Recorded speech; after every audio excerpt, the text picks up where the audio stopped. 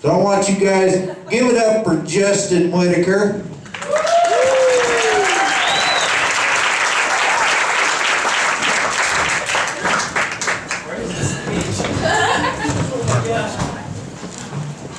Found it. Found the stage, everybody. How's everybody doing tonight? I just had a couple drinks with rum and no dinner, so this set will be fun, right? You guys, some of you are probably meeting me, a lot of you are probably meeting me for the first time, and I think it's awesome. I'm so glad you guys are here. When I meet someone for the first time, I like to give them a good up-down and say, oh, I see what your parents are going for. Because if that doesn't unbury a bunch of, like, deep buried psychosis, I don't know what will, right? Oh, Jesus, I forgot my second joke already. Good evening, everybody! So, do you guys know the sharks have Twitter now? Sharks have Twitter. Yeah, there's a group of marine biologists off the coast of New Zealand who have tracked sharks. They put little trackers on them, and every time they swim past these little beacons about a mile off the beach, they'll send a tweet saying, hey, I'm near this beach, don't surf today. Which is awesome, but how scary would that be to see, like, sharks following you on Twitter? You get on Twitter and like, I'm going to the beach today, and sharks respond, me too. Hashtag, no. No. You're terrifying. I'm just saying, I like to go to the bookstore sometimes, and I like to make the clerks pick out a book for me in the self-help section. I know it seems counterproductive, but I like to ask them when Sylvia Plath's gonna come out with new stuff, just to see them be the people that be like, oh, you haven't heard? By the way, is it insensitive to tell a kid with leprosy to get their hand out of the cookie jar? Pick up your toes, I'm tired of stepping on these in the middle of the night. And that was my leprosy joke, alright. I was walking on the sidewalk the other day, and on the pavement there was the word look with an arrow pointing towards traffic. Which seemed ridiculous just in general, but then I thought about how mean that was for blind people. Like, you're walking past it, they're not gonna know to look. They're not gonna know. That's like getting really mad at someone with diabetes and being like, hey, eat a cake!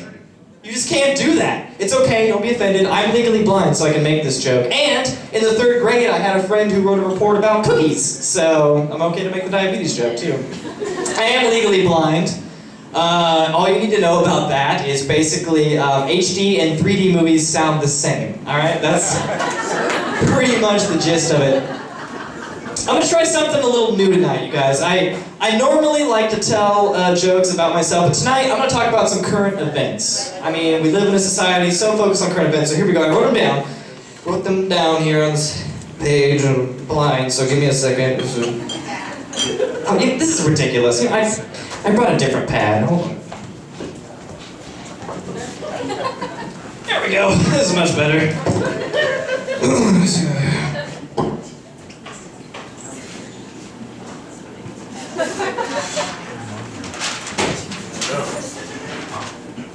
Current events. All right, here we go. Do you guys think that the designer Thomas Andrews of the Titanic ever used the phrase, whatever floats your boat? I have the sinking feeling he did not. There it is. They get better, and by better I mean worse. Alright, so, do you guys miss the days before the Hindenburg when you could use that cool phrase talking about how popular airships are, and you could say, man, those Zeppelins are really blowing up right now. I miss those days. If I was those guys, I would have learned that you don't name your inventions after yourself. If they fail, so does your name. Right? Like, Ferdinand Adolf Heinrich August Graf von Zeppelin should have named his flying airship after his neighbor, Franz Rolf von Whoopsie Daisy. Like, obviously. That's right, guys. This is what's happening in your life right now. Tweet about it. This guy with a giant fucking notepad is doing events. You said they were current events. Obviously not. Alright, there's more. I think they should invent the Hinden boat, right? Like the Titanic didn't work, the Zeppelin didn't work, but if you combine them, I think it's a winning combination. If you fall out of the sky, you float on the water. If you see an iceberg coming, you float up into the sky. And then if you fall out of the sky and land on an iceberg, somebody pissed off a gypsy, okay? And you're all going down. There's nothing we can do about that. What else we got here? Oh yeah, you know what? Thanks to the Titanic, the Hindenburg, and Firestone, that phrase, you know, oh, they just don't make them like they used to, actually has some positive connotations to it. Positive connotations.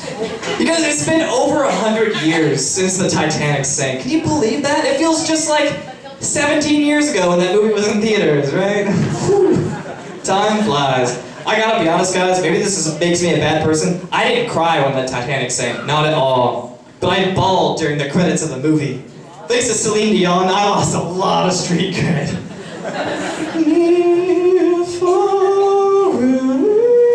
Where was I? Alright, so I think if we would have just sold the Nazis helium during World War II, right? Like, damn Hindenburg wouldn't have exploded, right? Like, I know why we didn't.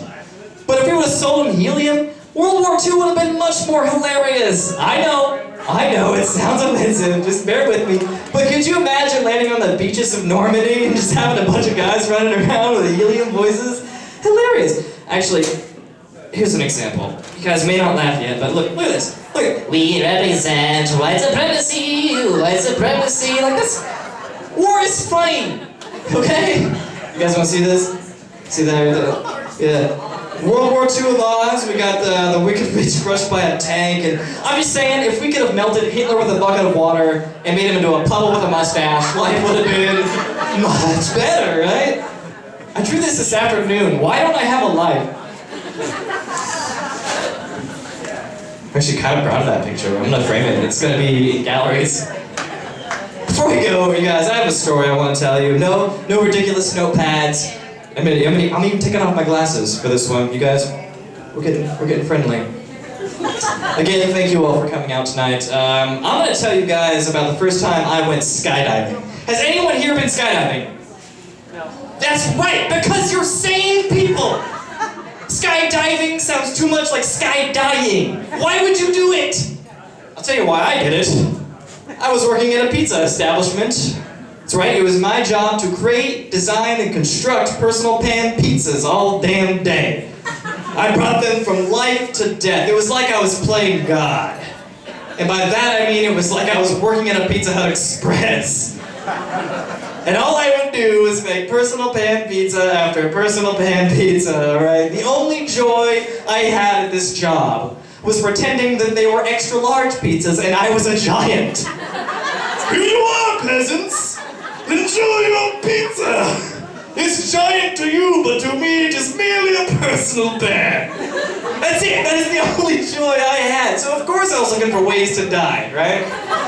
So I went skydiving. I'm gonna have this ready just in case. I went skydiving. Which, you're like, okay, Justin, you're blind, right? You told us that joke at the earlier part of the set to establish you did the thing with the notepad. You're blind, right? Okay. You have no depth perception. Why is falling out of a plane that big of a deal? You can't see the ground coming. Turns out, maybe it's my heightened senses, I still know what fear is, and I have a good concept of physics and gravity, okay? As my astronomy teacher told me in high school, or in college actually, in gravity's eyes, we're all attractive. And let me tell you something, gravity wanted me that day. Gravity was all about me. So I get there and I'm panicking, and don't worry though, I got there and they put me in armor. Like there was no way I was gonna die. They put me in a windbreaker.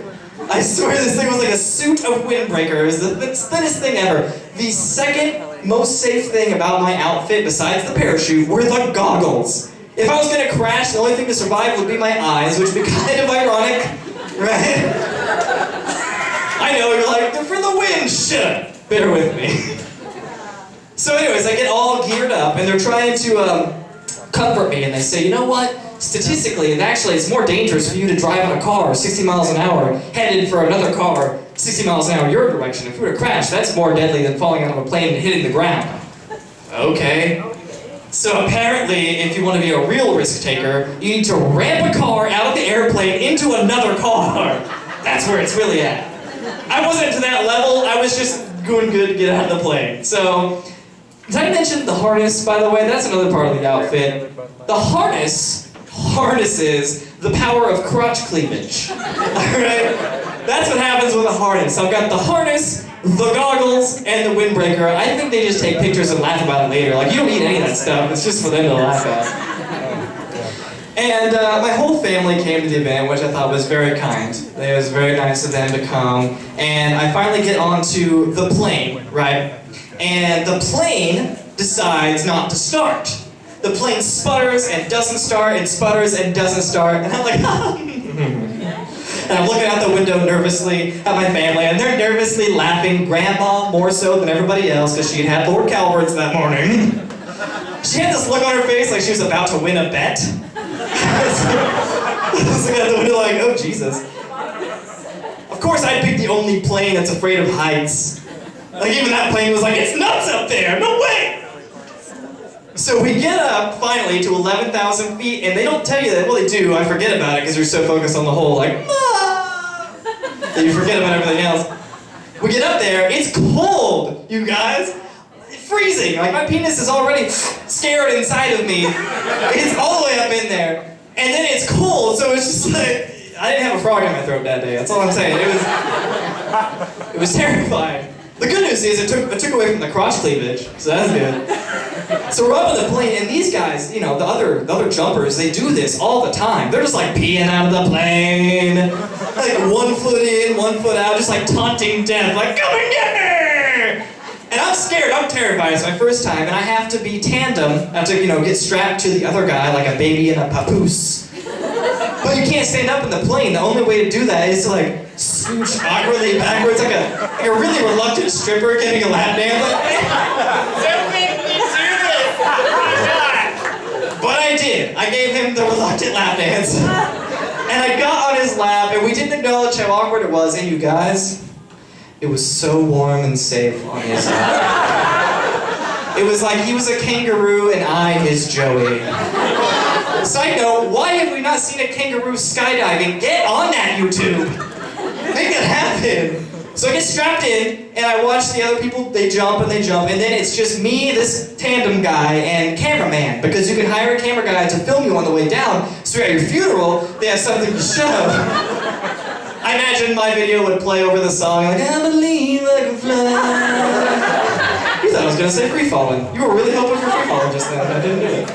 I'm beneath my wings, that'd have been too nice. So cameraman waddles up to the door, like an astronaut, right? He kind of does this thing. It's a new plane for them, by the way. They're not even used to it yet. I'm like a guinea pig on this plane. So he waddles up to the door, he's got a camera on his head, and he gets stuck on the door. And then this is what happens. This is scary as shit. Okay, he goes from vertical to horizontal, and like a hamster in a vacuum tube, he's gone. Gone. Not on purpose, mind you. I can tell the fear from the backside of his head. And the last thing I hear before plummeting outside of this plane is, oh shit, we just lost our cameraman. 1, 2, and then we're out. Terrifying. Okay, so then we're falling, and on the ground they teach you what to do. They teach you how to stay flat, you know, so you can keep the most of your weight flat. It slows you down a little bit. It makes the whole shoot experience great. You're supposed to have your arms out to the side, your feet back, and your knees up. Your feet up in the air, whatever. When I fell out of the plane, I went with what nature taught me at birth, which is to swim as fast as you can and try to grab onto the clouds. Clouds are bitches, man. Did not work. So I was swimming, and the guy, my tandem coach, you know, Mr. Lapdance, he grabs my legs and arms and gets me in the position I'm supposed to be in, and we're good, we're fine. But the altimeter is on my left wrist. The altimeter is like this egg timer, right? It's got little hands going around it. It measures how high you are up in the air. And once you get between 5,000 and 6,000 feet, that's when you're supposed to pull the chute. It's on my left side. I'm blind on my left side. In order for me to look at the altimeter, I would have had to move my arm in, and we would have spiraled out of control into our deaths. So instead of focusing on the altimeter, I just thought about things like, what if we hit a bird on the way down? That bird didn't do anything to me. This is terrible. By the way, if that altimeter hits 0, Grandma wins the bet. Okay? Luckily, the guy knew what to do. He pulled the chute when it reached like 550. You know, he pulled the chute, and it goes from yin to yang. Okay? It's super terrifying and loud, and my face is contorted, to peaceful. The most peaceful place I've ever been. I'm not kidding. It was so silent and so surreal. Couldn't even believe it. You can't hear traffic up there. There's nothing. No birds that I hit. Just me. And then I realized it's also this guy. And we're both just stuck under a parachute together. What do you do once you're... What do I talk about? Obviously, he's talked about parachuting his entire life. I'm not going to have anything new to say about parachuting. He knows more than I do. What am I going to talk to him about? This is floating there with this guy like, did you enjoy your lap dance? Alright guys, I've been Justin Whittaker. Give it up for the next comedians you're about to see. Let's have a good night. Thank you all for coming.